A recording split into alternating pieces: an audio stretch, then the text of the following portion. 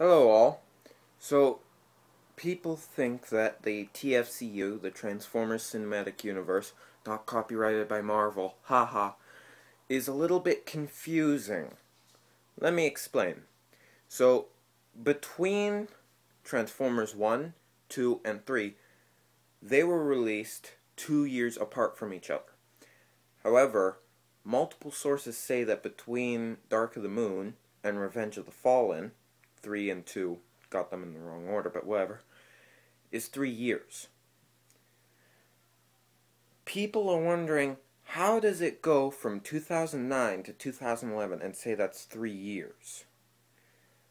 Well, that's where it gets confusing. You have to take into account that Revenge of the Fallen takes place in early 2009, while Dark of the Moon takes place later in 2011. So you can see why people would think that's 3 years, but it's not really 3 years. They just round it up. As for the events between Dark of the Moon and Age of Extinction, oh boy, we have a bit of a problem here. From 2011 to 2014, that is 3 years. In the movie, however, they say it's been 5 years since the Battle of Chicago, 2011. You can see how people get confused. But then things get worse, because that would mean that 2011, then you go 5 years into the future, that's 2016, which means Age of Extinction takes place in 2016. But then The Last Night, there are multiple sources saying that it takes place in 2017. Here's a clarification. The Last Night does take place in 2017. Age of Extinction takes place in 2016. They're only a year apart. Everybody in Age of Extinction says, oh, it's been 5 years. It has been in the movies. So, essentially, Age of Extinction does take place in 2016. That is what confuses a lot of people. Everybody thinks that Age of Extinction takes place 2014. They're just like, let's forget about all that 5 year later thing. No. Just because it was 2011 and now it's 2014 doesn't mean that it's 5 years later. That's not even 4 years later. That's only 3. So, yeah, I can tell why people get confused by that. But no, Age of Extinction takes place 2016, and then a year later the events of The Last Night happen. If that doesn't make a whole lot of more sense, I don't blame you. What do you expect? Michael Bay never explains anything in the Transformers movies, which is why, well, it was one of the reasons why he was ultimately kicked from the team. Now, for the future of the Transformers movies, which you guys might not be interested in, but we haven't had any news for the Transformers movies in a long time. Right now, Hasbro and Paramount, they have a bunch of writers who have been split up, and a whole bunch of writers are working on different movies. In other words, they're writing a lot of movies at the same time, which is a good thing and a bad thing. It's good because they're getting somewhere, but it's bad because they could ultimately mix up the stories. Now, that's not overly likely, but say you have a writer who's working on, for instance, an Optimus movie, and you have another writer who's writing the Cybertron film. Say they have a conversation and tell each other the details about the movie they're writing. Say the Cybertron writer tells a detail to the Optimus writer, and then the Optimus writer gets it confused and thinks that it's part of his movie. Happens a lot. Writers always screw up parts of movies thinking that it was their idea when it was their friend's idea. I mean, happens a lot in movies. You might not even notice it, but, you know, you'll see scenes in movies that are exactly the same, or movies that exchange scenes. Really, you wouldn't be able to notice that. Anyway, As for the movies they're writing, that's confusing. They're writing, as I said, an Optimus film, a Cybertron film. They also want to do an Optimus Bumblebee buddy cop movie. We've seen those before, not with Transformers, but like other movies. They're pretty good, pretty interesting. Usually they're always pretty funny. I don't know how that's going to work. Bumblebee is kind of the comedic relief of the Autobots. Optimus is just so kind of stoic. Right now, that's all they have planned. They're not doing a Transformers 6. What happened in the last night was they left it on a cliffhanger. So Earth is Unicron. How are they going to fight him? We'll never know because Michael Bay was told by Hasbro, get out of here. You're not doing another movie because we lost millions of dollars because of this bullshit. They literally said that. Anyway, where else would they go? Well, Lorenzo de Bonaventura, try saying that name like 3 times real fast. He doesn't know what they want to do. A while ago, he wouldn't shut up. Like, he would say this, and then a week later he would contradict himself and say, no, that's not true, we're doing this. But that contradicts what he said earlier. But that was around the time when Bumblebee was confirmed to be a reboot. When the news spread that Bumblebee is a reboot, everybody was happy. Even me. I like the Michael Bay movies, waiting for the hate on that. But I can admit that they're bad movies. I would have liked to see a conclusion, but not under Michael Bay's direction. He doesn't know what he's doing with the franchise, he doesn't know where he wants to go with the franchise, and he doesn't know how to handle the characters. If you're taking Optimus Prime, you don't make him a raging, killing machine. That is not Optimus. You want to take an Autobot who wants to do right by everyone, even the Decepticons. You want somebody heroic, not violent. Now, de Bonaventura has stated that they can't do an Optimus movie because there's nothing to tell about him, because, he's too stoic. It's like making an Obi-Wan movie. What's there to tell? Let me tell you right now, dumbass. Make an origin story. Everybody wants to see an origin story. Show us how Orion became Optimus on the big screen. Now, I have not been to Hollywood as of yet. Probably might be going later this summer. This is probably not going to be uploaded until August. But anyway, I've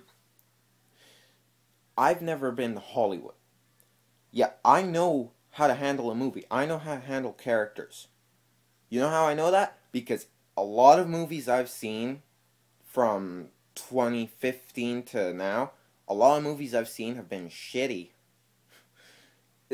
Yeah, I mean, they even joke about it in GTA 5. All movies are exactly the same, shitty rip-offs of each other. And, okay, you know, Michael even describes a 2-hour plot where the hero looks good and defeats evil. I'll admit that's the common plot of a lot of movies. But that's where expectation subversion comes in. You want to do expectation subversion. Do something, start the movie the way we would expect. Basic movie, right? But then turn the plot on us. Not in a big way that ruins the movie, but in a big way that is like, I kind of saw that coming because of basic Transformers lore, but that's still surprising. That's what you want to do. You don't want to be like Michael Bay, though. Like, if you make a movie and it turns out as shitty as The Last Night, 14% on Rotten Tomatoes. Yeah, you're going to lose a lot of money. Hasbro and Paramount, they're both pissed off at Michael Bay. And, well, yes, his movies weren't that great, and I like them. Bumblebee wasn't much better. It's my favorite Transformer, well, it's not even a Transformers film, it's a film about a Transformer, but, well, it's my favorite. Well, it got 92% on Rotten Tomatoes, which is certified fresh, and it got a lot of money. People don't like it. And you want to know why? It's because nobody's ever happy. Everybody was complaining in the Michael Bay films that there's no story. It's all action and drama and killing each other. Firstly, that's not correct. It's mostly human drama and how they're fucking up their lives.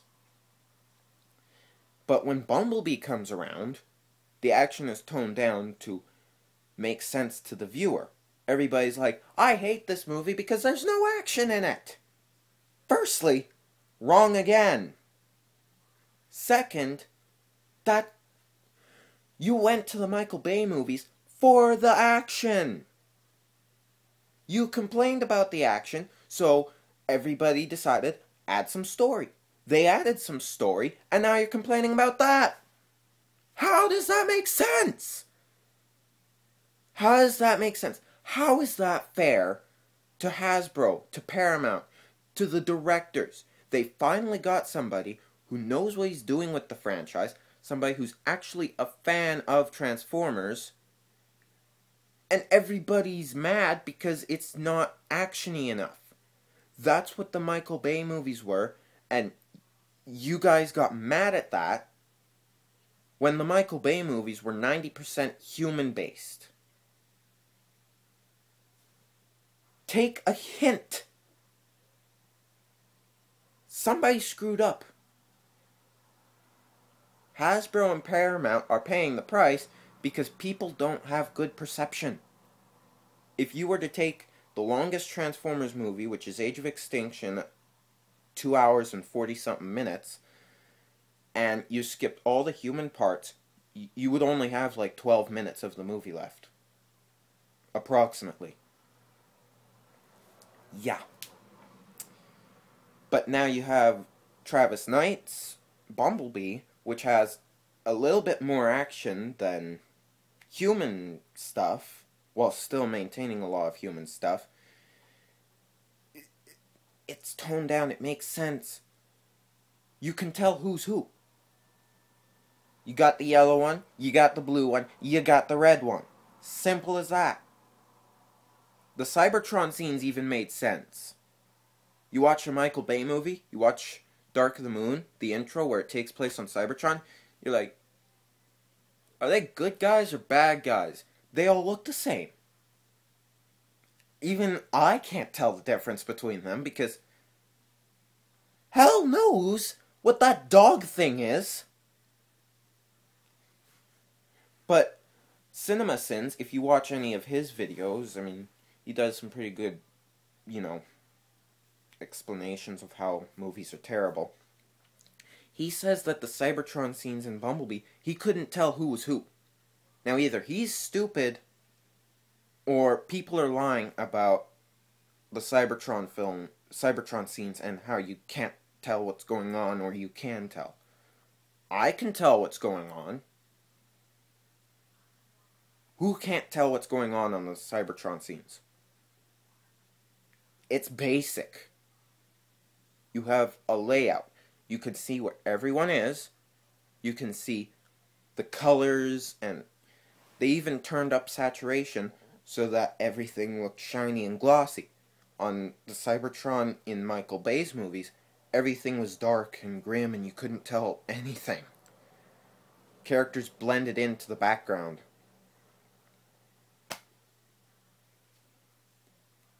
They changed that, and still this movie's not good enough? If an Optimus Prime film comes around, and it's solely placed on Cybertron, and it's an explanation of how Orion became Optimus, I'm pretty sure people are going to complain, it doesn't have enough action, even though 90% of it is, like, violence or something. Or in that case, people are going to say, it's too much action, it's Michael Bay all over again. Which is it, people? Would you rather see a shit ton of action and no story, or no action and a lot of story? The Michael Bay films had no Transformers in them at all. It focused on the freaking humans. Well, I'm not saying Mark Wahlberg is a terrible actor or Shia LaBeouf, even though Shia LaBeouf has kind of flipped his lid. I want to see what Transformers is about.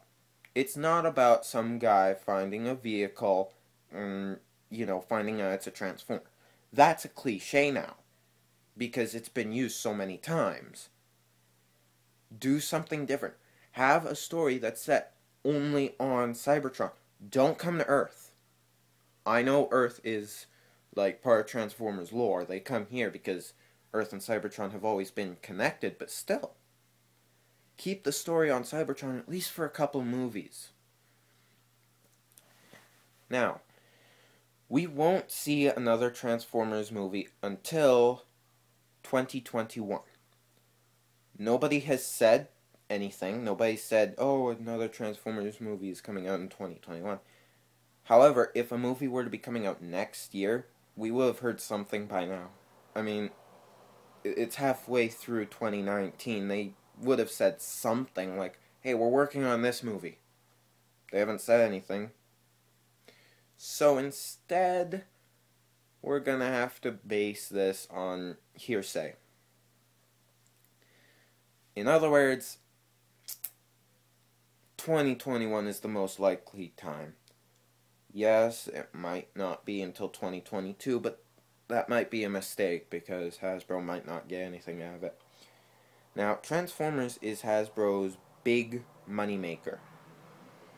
Yeah, they got G.I. Joe and My Little Pony, but who watches those? Like, honestly, the G.I. Joe movies aren't that great, and who remembers My Little Pony, to be honest? Anyway, Robots in Disguise, the second latest Transformers TV series, didn't do so well because, mostly targeted towards children. I couldn't even watch it because it was so targeted towards children. Same thing for Rescue Bots. What the hell is that? They don't even have Decepticons. What's the point? So they decided to do something else called Transformers Cyberverse. Not a bad idea. I watched some of it thinking it might be a little bit too kiddie for me. But then you see somebody get turned into dust as if Thanos had snapped their fingers on them, and it's like, this might be a little bit more adult-oriented than I thought. It was brutal. As for the Transformers Netflix series, yes, Netflix has a new original coming out that's based on Cybertron, and it's about Transformers. Yay! Surprise! They did something good. Hasbro finally stepped up their game by creating a new Transformers show that might actually be good. We haven't heard anything about it yet, but then again, we're not supposed to because Hasbro's not on the lead on this. It's more Netflix.